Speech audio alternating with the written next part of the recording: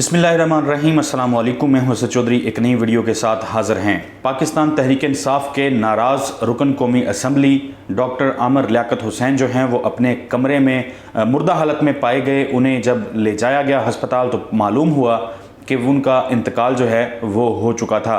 बहुत से सवाल उठ रहे हैं, क्या आमर लियाकत हुसैन जो हैं उनकी मौत जिस तरह से रिपोर्ट किया जा रहा है, बताया जा रहा है कि कमरे के अंदर धुआं भर गया था जनरेटर का, लोड शेडिंग की वजह से जनरेटर चल रहा था, क्या उनकी मौत इस वजह से हुई है या डॉक्टर आमर लियाकत हुसैन जो हैं उनका कत्ल किया गया है, या फिर डॉक्टर आमर लियाकत हुसैन से मुतल्लिक कुछ लोग ये भी लिख रहे हैं कि शायद वो आजकल मनशियात का इस्तेमाल कर रहे थे जिसकी वजह से शायद उनकी मौत जो है वो वाक़ई हुई है।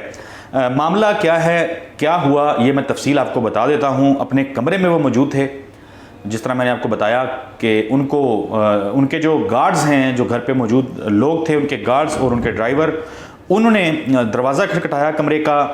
काफ़ी देर तक वो दरवाज़ा जो है वो खटखटाते रहे मगर अंदर से कोई आवाज़ नहीं आई।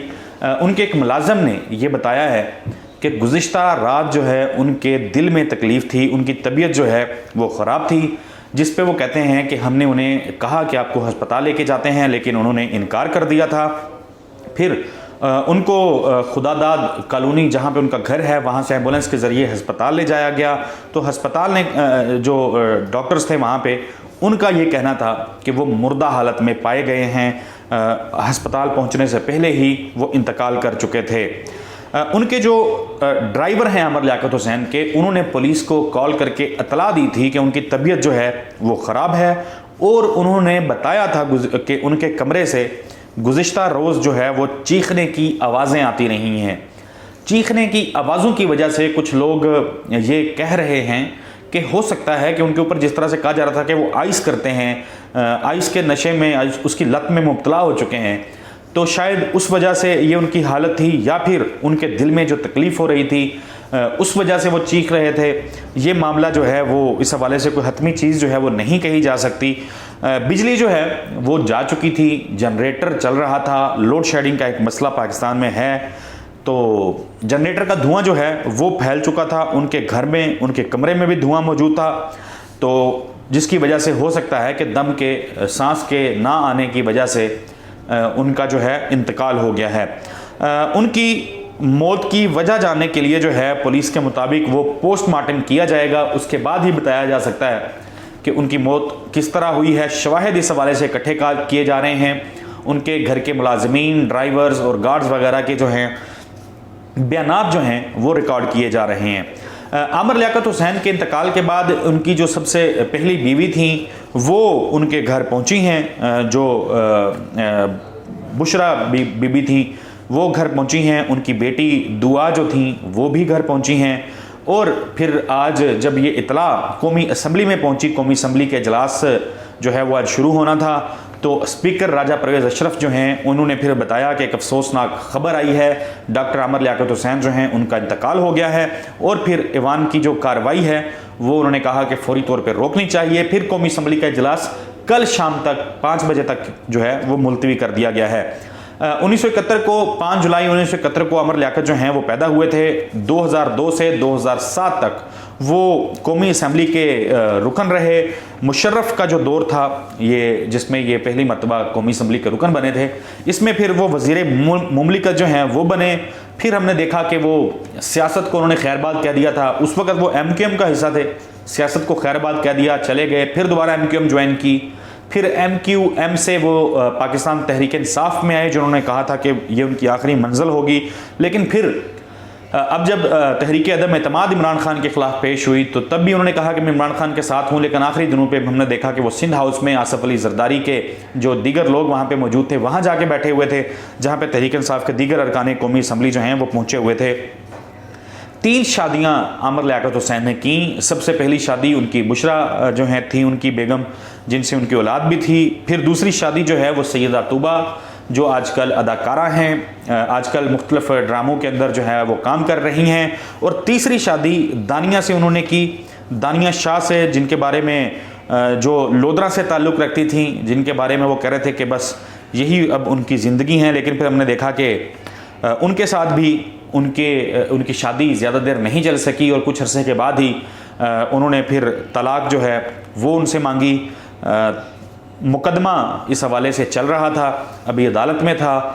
تو یہ جو تیسری بیگم تھی ان کی دانیہ شاہ، انہوں نے اس کے اوپر جو ہے دکھ کا اظہار کیا ہے۔ انسٹاگرام سٹوری پہ انہوں نے لکھا ہے کہ اللہ پاک عامر کی مغفرت فرمائے اور ان کو جنت الفردوس میں جگہ عطا فرمائے۔ ڈاکٹر عامر لیاقت کی تدفین وغیرہ کے حوالے سے بھی میں آپ کو بتا دیتا ہوں کہ رمضان چھیپا صاحب جو ہیں، جو چھیپا ایک بہت بڑی سروس ہے، ایمبولینس سروس ہے کراچی کے اندر، تو رمضان چھیپا صاحب کہتے ہیں کہ عامر لیاقت کی موت کے بعد ان کے سارے معاملات جو ہیں وہ میں دیکھ رہا ہوں۔ انہوں نے کہا کہ عامر لیاقت حسین نے مجھے وصیت کی تھی اور کہا تھا کہ عبداللہ شاہ غازی کے مزار پر میرے والدین کے ہمراہ جو ہے مجھے دفن کیا جائے، اور پھر انہوں نے کہا کہ انہوں نے ذمہ لگایا تھا کہ کفن دفن کے جو انتظامات ہیں وہ بھی آپ ہی کیجئے گا۔ جس طرح میں نے آپ کو بتایا 2002 میں وہ رکن قومی اسمبلی منتخب ہوئے، وزیر مملکت بنے، مذہبی امور کے وہ وزیر مملکت تھے۔ پھر 2008 میں ان کو MQM سے نکال دیا گیا تھا۔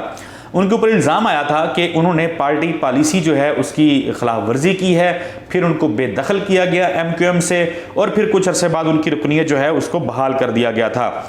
8 سال تک وہ سیاست سے انہوں نے کنارہ کشی جو ہے اختیار کیے رکھی۔ پھر 2016 میں وہ MQM میں دوبارہ ایکٹیو ہوئے، لیکن پھر تحریک انصاف انہوں نے جوائن کی، اور پھر تحریک انصاف سے وہ رکن قومی اسمبلی جو ہیں وہ منتخب ہوئے NA 245 سے۔ کافی ایک لمبا عرصہ ہے جس میں انہوں نے پاکستان کے مختلف ٹی وی چینلز کے اوپر کام کیا، میڈیا انڈسٹری میں انہوں نے بہت طویل عرصہ کام کیا۔ 2001 میں انہوں نے جیو ٹی وی کو جوائن کیا تھا۔ مذہبی ایک پروگرام تھا عالم آن لائن جس کی وہ میزبانی کرتے تھے۔ عالم آن لائن جو ہے وہ ایک مشہور زمانہ پروگرام تھا، بہت زیادہ اس کی ریٹنگ تھی، بہت اس سے انہوں نے جو ہے وہ نام بنایا اپنا۔ اور جیو نیوز جو ہے وہ بھی اس کے بھی جو بڑے پروگرامز تھے، جو بڑے مقبول پروگرامز تھے، اس میں سے یہ ایک پروگرام تھا۔ پھر انہوں نے جیو ٹی وی جو ہے اس کو چھوڑا اور پھر بول نیوز کو انہوں نے جوائن کیا ایک طویل عرصے کے بعد۔ پھر بول کے اوپر جو ہے انہوں نے جو شو کیے وہ پھر بڑے تنازعات ان کے اوپر بنتے رہے، عجیب و غریب الزامات ان کی جانب سے لگائے جاتے رہے میر شکیل کے اوپر۔ اور پھر ان کا جو کیس ایک چلا پیمرا کے اندر، جو الیکٹرانک میڈیا ریگولیٹری اتھارٹی ہے، اس میں ان کا ایک کیس بنا، عارضی طور پہ ان پہ پابندی جو ہے وہ عائد کی گئی، اور پھر اسلام آباد ہائی کورٹ جو ہے اس نے روک دیا تھا ان کو کہ وہ الیکٹرانک میڈیا کے اوپر اب نہیں آ سکتے۔ عامر لیاقت حسین کی موت کے حوالے سے مختلف طرح کی خبریں جو ہیں وہ اس وقت گردش کر رہی ہیں، مختلف قسم کے سوالات جو ہیں وہ اٹھائے جا رہے ہیں۔ پوسٹ مارٹم رپورٹ جو ہے وہ آنا ابھی باقی ہے، جب وہ رپورٹ آئے گی تو اسی کے بعد ہی بتایا جا سکتا ہے کہ ان کی موت جو ہے وہ کیسے ہوئی، کس طرح وہ انتقال کیا انہوں نے۔